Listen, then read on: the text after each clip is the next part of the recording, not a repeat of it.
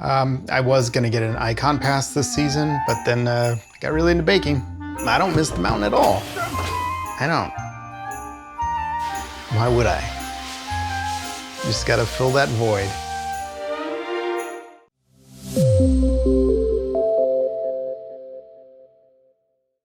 Hi everyone, I'm Morgan Lomley. I'm the State and Local Policy Director at People for Bikes, and coming to you today will be a full suite of updates on electric bicycles. So some information on demographics and sales, some information about the updated research and studies around electric bicycles, and a lot of developments have been happening across all levels of government managing electric bicycle use on our public lands. And so I thought that was of particular relevance to a lot of brands and a lot of companies looking for information on what we know about electric bicycle riders, where they can ride, and what's coming down the pike.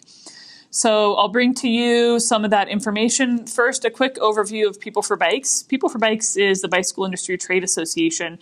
We represent almost 300 members, bicycle companies that make bikes, electric bicycles, equipment, accessories, components, and we're the sole bike industry trade association. I've been at People for Bikes for about 6 years, working in various capacities on our electric bicycle policy work. So you might have heard from me before at OR. Happy to be here again to share some of the trends we're seeing from 2020 and into 2021 regarding electric bicycle use. So demographics and sales. If you've been at home or noticing any increased ridership and sales regarding bicycles and electric bicycles, you have not been wrong. So what we've seen in terms of, in terms of the market share of electric bicycles, it's booming and it's growing month over month over month. So for comparison, electric bicycle purchases were totaled about 222 million in 2019, and in 2020 we're set to surpass that by more than 300 million. So numbers are in through November for sell-through for electric bicycles and at about $530 million. So what does that mean? Obviously, people had an enormous amount of time on their hands during stay-at-home orders during the pandemic in the first few months from March to June. And what we're learning is a lot of people might have had bicycles in their garage that they were now getting back to with this freedom of time and schedule on their hands.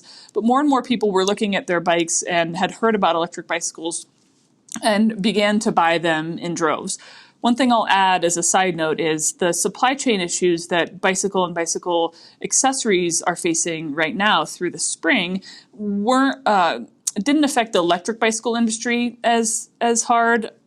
Supply was okay for electric bicycles, and we ended up seeing that tremendous growth in both units and dollar sales for electric bikes.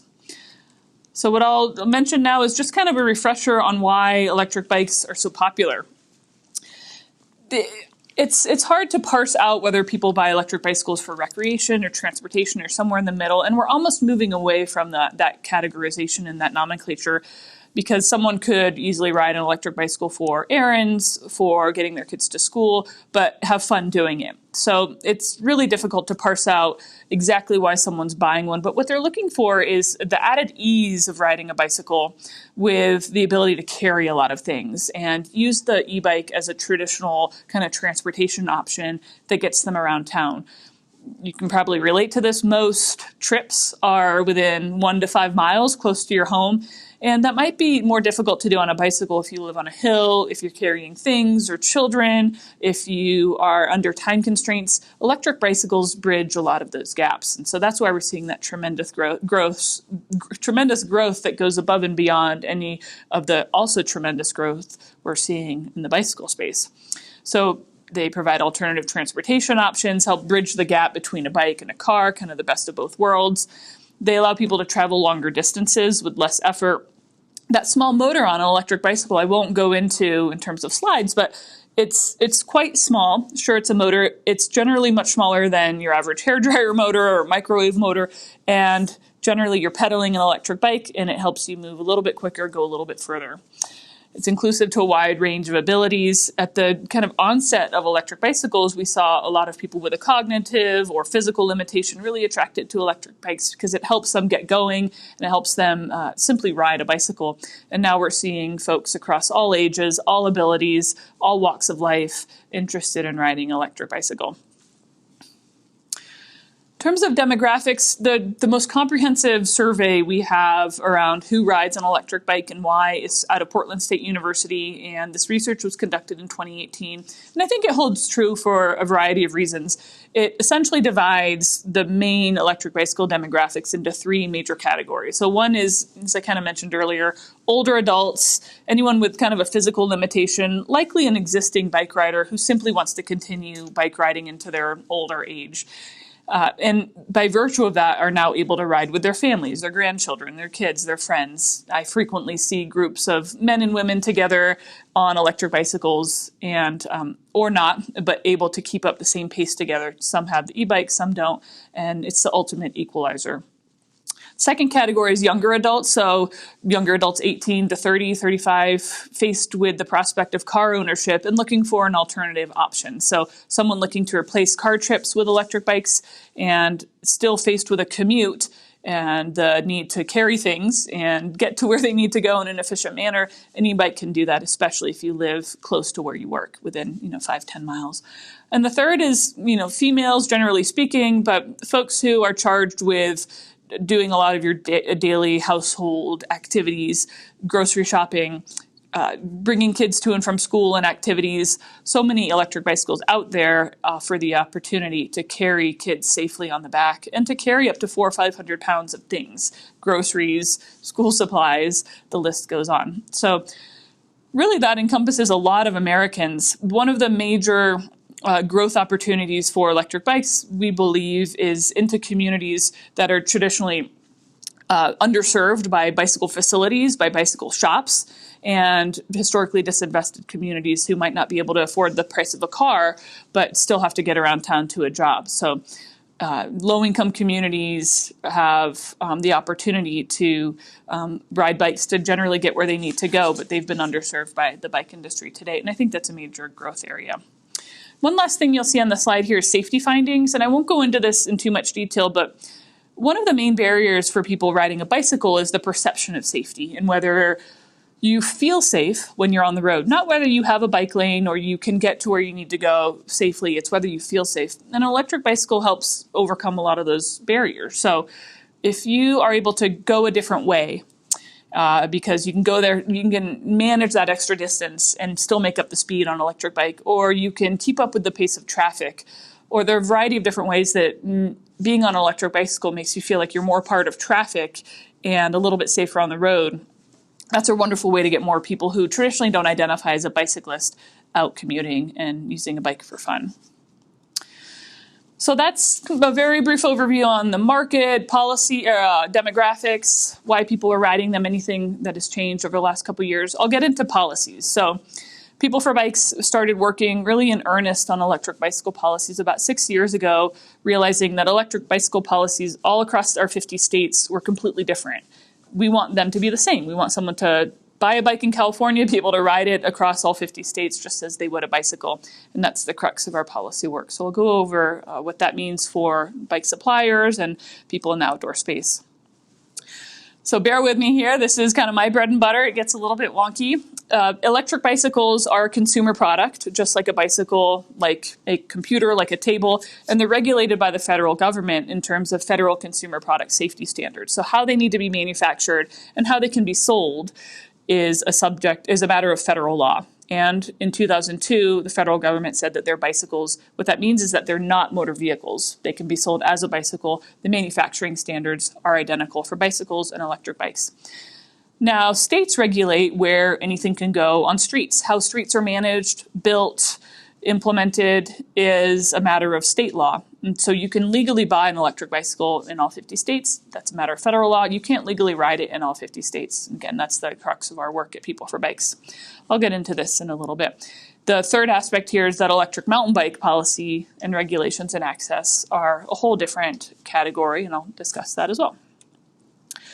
I mentioned this just a little bit more on the federal law. So what I already covered for you all was in 2002, federal government decided electric bicycles are bicycles. They're subject to the same safety standards, same mechanical requirements. There are 100 plus components on a bicycle. Those are the same for an electric bicycle. Brakes, shifters, saddle, everything. But the way that they defined them is that electric bicycle has to be pedal or throttle assist. The maximum wattage is 750 watt hours, and that's 1 horsepower. The maximum speed under motor power alone is 20 miles an hour, and the maximum speed if you have to pedal to engage the motor, and if that maximum speed is not specified. So recognizing that, to my last point, there's no federal consumer product safety rule for how fast an electric bicycle can go under motor and human power alone, the bike industry realized a few years ago that there was a need for clarification within the types of products that they were manufacturing. And so together we developed the class system for defining 3 basic classes of electric bicycles based on what suppliers were manufacturing, based on a lot of the regulations in Europe, and adding clarity to that federal consumer product safety standard. And these are the 3 classes. And again, this is consistent with what's manufactured across the US. So class 1 is a pedal assist e-bike. You have to pedal to engage the motor, and that motor will shut off at 20 miles an hour. You can go as fast as you want under human power alone, but you'll only get help from the motor at 20 miles. Up to 20 miles. A class 2 is a throttle actuated e-bike. So you have a throttle you can twist. You don't have to pedal to engage the motor. It has to have operable pedals that will help you propel the bike forward. And the motor on that class 2 e-bike has to shut off at 20 as well. Again, the throttle will not work for you past 20. You can continue riding that bike under your own human power as fast and as long as you'd like. A class 3 e-bike is a pedal assist only, but this one, the motor shuts off at 28 miles an hour. So these are bikes that are typically manufactured for transportation, commuting, utility, mobility. Oftentimes they're only allowed kind of on the street and not on separated bike facilities. One thing I want to point out is you see those numbers 20 and 28. Those are not average speeds. Those are just the speeds at which the motor will shut off. So when we're talking about an electric bicycle, it's really a motor-assisted bike. It's not a motorcycle or a moped. So back to the states. So the states regulate the use of e-bikes on bike paths, bike lanes, really on the street. And those 3 classes of e-bikes we've been working to define in state vehicle codes.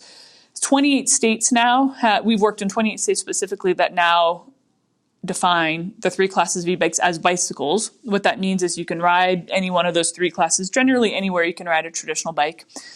About 15 other states define an electric bicycle as a bicycle not within the 3 classes, and 7 other states still have outdated electric bicycle definitions. So they're either defined as a moped, motorcycle, and that's really a product of an outdated law. There's no proactive law that defines an electric bicycle as a motorcycle, and that's our work here. It's to get all 50 states to recognize all 3 classes of e-bikes as bicycles, and you'll see here the list of 17 states that we're working on this year. So it's just a matter of time before all 50 states, in essence, recognize an e-bike as a bike to the same extent that a car, a bike, a bus are all defined consistently across all 50 states.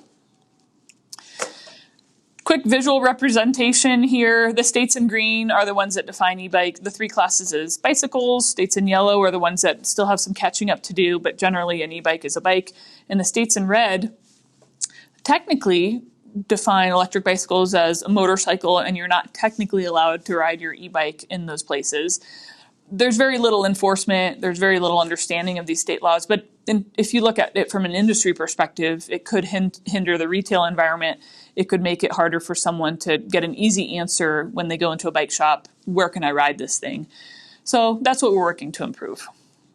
So in terms of other developments in any area of government, I described in detail what we're doing on the state side. At the federal level, there are lots of different areas of federal law that define an electric bicycle differently, probably 5 or 6 different areas. And those are for the purpose of how you can use federal transportation dollars to build bike lanes, how you can use federal transportation dollars to build mountain bike trails, in terms of imports and customs. So as you would expect, lots of different areas of law affect these consumer products. And we're working, again, to update them all so that they define the 3 classes of e-bikes as bicycles, and you can use non-motorized federal transportation money for electric bicycles. So 3 things I wanted to call out was every 5 years, the federal government essentially appropriates money for transportation purposes. So building roads, building bike paths, and everything in between.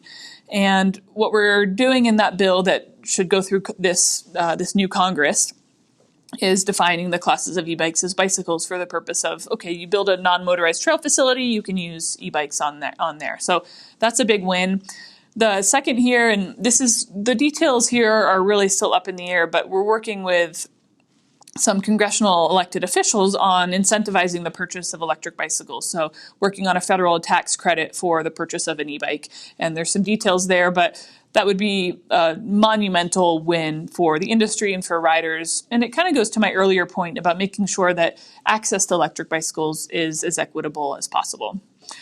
And the last here is that government agency that did define electric bicycles as bicycles in terms of it being a consumer product and not a motor vehicle. They're looking at potentially updating that federal definition of electric bicycle so that it also defines all 3 classes. So 3 kind of unrelated areas of federal law that are kind of have disparate definitions of electric bicycles, and really looking to harmonize those at the federal, state, and local levels. So that's policy. I'm going to cover a few research studies just to shed more light on the use of electric bicycles and what we know about what happens to trail facilities, bike paths, when you add e-bikes to the mix. So a few things on studies, and use this as you wish to dispel some of the myths you hear about e-bikes going a lot faster than traditional bikes. They certainly go a little bit faster, but it really depends on what kind of electric bicycle you're on, whether you're carrying cargo or children, how fast you want to go. Not everyone who buys and uses an electric bicycle is looking for speed, looking to endanger the public and others. So there are a couple of nuances here. Like I said, Class 1 and Class 2 electric bicycles, that motor does cut off at 20 miles an hour. And most bike paths have 15-mile-an-hour speed limits. And so regardless of how fast you can go with the motor or not, you're still subject to state laws and local laws around speed limits on bike facilities. On flat and uphill surfaces, obviously electric bicycles travel a little bit faster. What we know is it's kind of 3 to 5 miles an hour faster. But again, it depends on so many different variables to how you're riding that day and what kind of bike you're on. When I ride up a hill with my 2 kids who were 6 and 4, we're going 6-7 miles an hour on the e-bike because I'm carrying them and all their stuff. And I get passed by runners and traditional bike riders all the time. So for me, it's a utility vehicle to get where I need to go without a car. Some people want to go faster. If you look at that aging population and that kind of older demographic, they're simply looking to ride a bike and definitely not looking for speed. So it's really hard to apply one blanket description of how fast electric bicycle riders go. It depends on a lot of different variables, and understanding who's riding and why is an important point. So a few more items in terms of research around how fast electric bicycle riders go. And we've been asked a lot of questions about, okay, what do we know about the crash risk and the severity of crashes related to a Class 3 e-bike versus Class 1? You'll read here that, of course, they go a little bit faster. The main research finding is that the crash rate of electric bicycle riders versus bike riders is lower, but the severity of crashes is higher. So your likelihood of ending up in the hospital or being more severely hurt goes up with the use of an electric bicycle. And that could be related to a lot of different factors, perhaps riding more in roadways, perhaps being a little bit older and being more susceptible to falling off a bike, for example, or younger and reckless. So lots of different things can explain that. There's a lot more we have to learn about the implications of riding an electric bike. For the most part, it's as safe as riding a traditional bike. And then perceptions are really important too. If you think about public policy and how it gets passed and how we make changes to the way our cities or states manage electric bicycles, a lot of it is around the perceived risk. So if someone hears anecdotally that e-bikes are unsafe, that's something we have to go and defend against or start a conversation around. What really helps is empirical data showing that generally when you add e-bikes to the mix of trail users on bike paths, not only do things generally turn out okay, E-bike riders obey posted speed limits.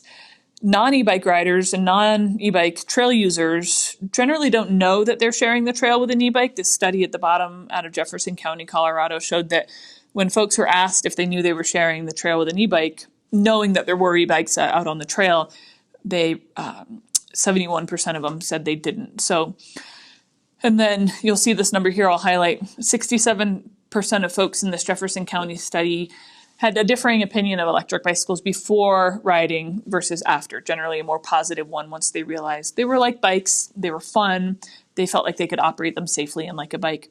So we need to make space in our public processes to have the conversations around electric bikes. What do you know? What do you think? Let's look at the data. Let's talk about where e-bikes should go and why. And just acknowledging that a lot of it is the perceived risk rather than the real risk around them is a good conversation starter.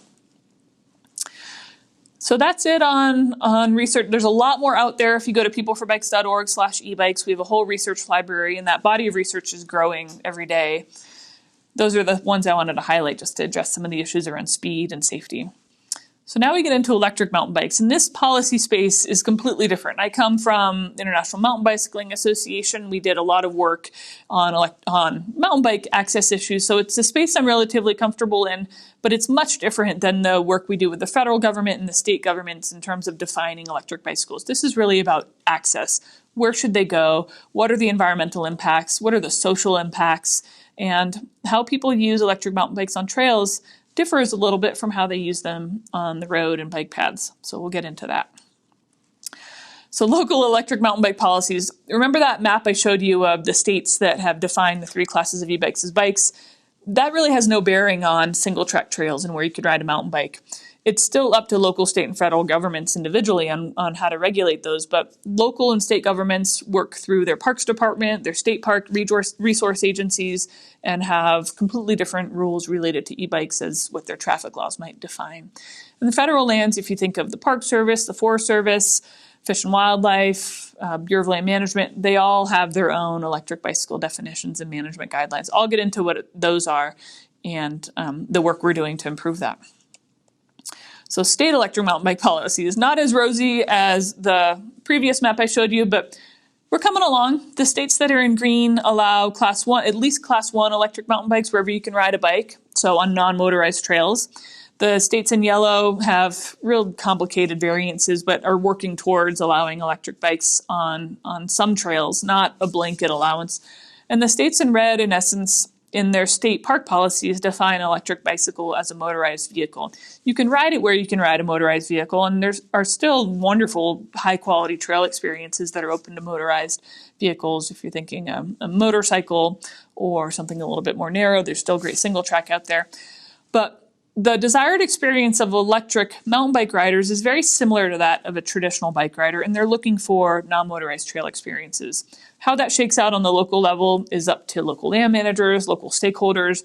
What we're trying to do is inform those groups with data that shows that, in general, electric mountain bikes have a place on some non-motorized trails, and we encourage pilot projects and studies so that they can learn that on their own. It's one thing for kind of the Bike Industry Trade Association to come in and say, well, they should be allowed everywhere, and it's another to just have us hold their hand a little bit. All right, let's get into federal regulation. So I'm just going to give you some of the highlights here. Up until 2019, the Department of Interior agencies that manage federal lands for recreation, so the Park Service, the Bureau of Land Management, National Park, Fish and Wildlife Service, and Bureau of Reclamation defined electric bicycles as motorized vehicles. They have their own definitions, but in essence, it's a motorized vehicle. It's allowed wherever you can ride a motorcycle, a car, things like that. In 2019, outgoing Secretary Bernhardt defined them, or allowed through a secretarial order, those 4 agencies to update their policies so that electric bikes would be considered bicycles. And over the next year, went through a formal rulemaking process to adopt that formally within federal law. And early October 2020, those 4 agencies came out with a final rule defining electric bikes as bicycles. That doesn't allow e-bikes a blanket access to anywhere bikes are allowed, but it allows a lot of local flexibility for local land managers to now allow electric bikes, any class class 1, 2, or 3, decide which classes should be allowed or could be allowed on non-motorized trail facilities. It's a huge distinction going from being a traditional motorized vehicle to a bicycle.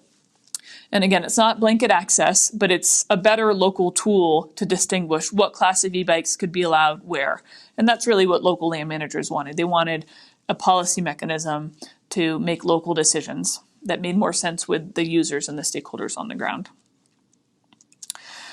So a couple case studies. I'll get into state or more policies in a second here, but what we're learning is generally the opposition to electric mountain bikes on non-motorized trails is the perception that that'll jeopardize someone's use or someone's desired experience. And the way we combat that is through demos, through pilot projects, through surveys, and really giving land managers the information they need to understand trail management and the implications to trail management from electric mountain bikes. Should our trail be designed differently? Should our signage be differently? The second big one is environmental. So do electric mountain bikes cause degradation of our trails, premature soil displacement, erosion in all the wrong places? What we're finding is generally no. Class 1 electric mountain bikes are used very similarly to traditional mountain bikes and don't cause some of that environmental damage that we could have, that I think some folks predicted. But we are learning that there are a couple tweaks to trail design that you could make, coming into turns or the way you manage water on a trail, things like that. So there are some small implications to allowing class 1 electric mountain bikes on non-motorized trails. The biggest is that you're simply inviting more users. Whether your user base is traditional mountain bikers going to electric mountain bikes or you have a whole new user base of electric mountain bikes is a question that's still out there. But very generally speaking, a lot of folks buying an electric bicycle for transportation are relatively newer to cycling than the folks buying an electric mountain bike for single track trail use. They generally come from the mountain bike space and have been riding trails for a while. So all that to say that having a small motor on a single track mountain bike trail doesn't make mountain biking that much easier. You still have to deal with technical trail features and long climbs and the exertion and the technical ability that's required from mountain biking. It makes it a little bit easier, and there are a couple environmental or trail tweaks you can make to trail design. The biggie here is social. So what happens to my trail experience as a mountain biker, for example, if I am sharing the trail with an electric mountain biker? And the analogy might be if you look at mountain bike access in the 70s or 80s, when mountain bikers were starting to ride trails, a lot of other trail users had big problems with that, and their initial argument was, well, mountain bikers are going to ruin the trail. You will ruin our natural resources, you'll damage watersheds, you'll scare the animals. Regardless of whether or not that, held true in the long term, it was generally dispelled through research that mountain bikes don't cause enormous damage to trails, especially if you compare it to other uses. So the truth kind of came out of, well, we just don't really want to share the trail with mountain bikers. It damages our experience and our solitude and how we want to use the trails. And that's something that mountain bikers and folks fighting for access for mountain bikes have been dealing with for 40 years. And that's the trajectory that electric mountain bikes are following too. We can safely say that most trails will be just fine with the use of class 1 electric mountain bikes on them. It's really that question of what happens to the experience and what's the social kind of human dimensions aspect of it all. Will people stop using that trail if electric mountain bikers are now allowed access to it? Will people feel more frightened? What are the real implications to trail management in that human dimensions perspective? That's something that is a topic of study for a lot of universities, and we're learning a lot more about it. And it comes down, in my opinion, to the quantity of trails that we have. There are so many more people these days who wish to go out and recreate on trails. Electric mountain bikes and riders are one small aspect of that. Sound trail management probably implies that we're opening up a little bit more trail to electric mountain bikers, but the real question is, can the trails manage that increase in capacity overall from electric mountain bikers and simply the millions of Americans who are new to trail use and who've fallen in love with outdoor recreation through the pandemic. So there are much larger questions that face land managers in terms of how to manage that growing use across the board. Electric mountain bikes are part of that. People for Bikes has, like I mentioned, we have a number of resources that we use to help land managers make data-driven decisions when they are faced with a management question. Should we allow electric mountain bikes? I'm getting phone calls from one side of the argument, phone calls from another. What do we really know about electric mountain bikes? So we have handbooks for land managers. We try to inventory all the policies and case studies that we know of to provide land managers with peer-to-peer resources. We have advocacy guides. We also get a lot of questions from riders about where can I legally ride my electric mountain bike? If you've learned anything today, it's that it's still kind of complicated, but there are hundreds of thousands of great miles of single track, motorized and non-motorized that electric mountain bike riders can legally use. So we've tried to catalog all that as well. So essentially what we're doing is not only providing people a legal, fun place to ride, building a responsible user base of electric mountain bike riders and together hopefully empowering people to go and ask for better access and showing that they're responsible trail users to start. That is it. So that's all for me. My email address is morgan@peopleforbikes.org. I would love to hear from anyone with questions or discussion items or in need of any resources from People for Bikes, and appreciate your time. Thanks. Dad decided not to get an Icon Pass this year. Instead, we're making home movies in the garage. Cut! But every movie he makes is about skiing. Why didn't you just get the Icon Pass? Why do you keep bringing that up? To be honest, I'm a little worried about him.